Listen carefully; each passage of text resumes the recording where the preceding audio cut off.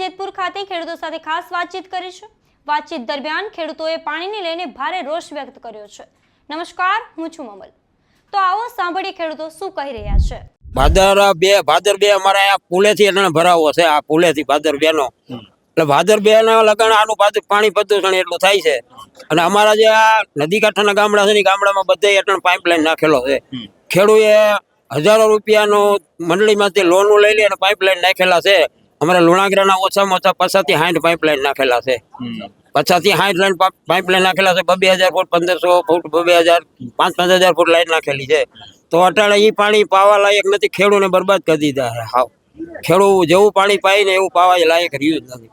અને અમારે લુણાગરા જે ગામ છે ને એની પાદર અમારી બાજુમાં પાદરમાં છે આ પાણી એટલે ભેરું એ પાણી એટલું ગંદુ છે કે અમારે ખેડૂતો ઠીક પણ લેવાવાળા માણસો હોય ને મજૂર વગર એ રહી શકે એમ નથી ને મચ્છરનો ત્રાસ એવડો થઈ ગયો સમજી। મચ્છરનો ત્રાસ એ પાણી એટલું ખરાબ થયું છે કે એની કોઈ વાત પૂછો ને। આ પુલે અટાણે તમે જાઓ ભાદરના પુલે ધોરા ફીણ વાળું પાણી આવેલું જાય છે કેમિકલ વાળું।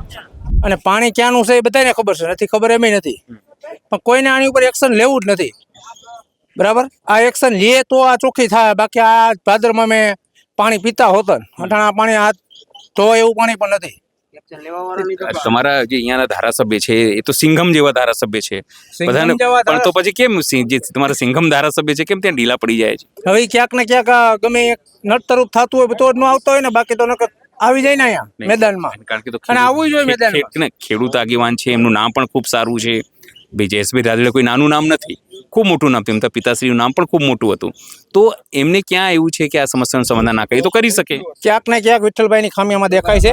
આ સમગ્ર મામલે આપ શું વિચારો છો, કોમેન્ટ કરીને અમને જરૂરથી જણાવજો। અત્યાર માટે બસ આટલું જ, ધન્યવાદ।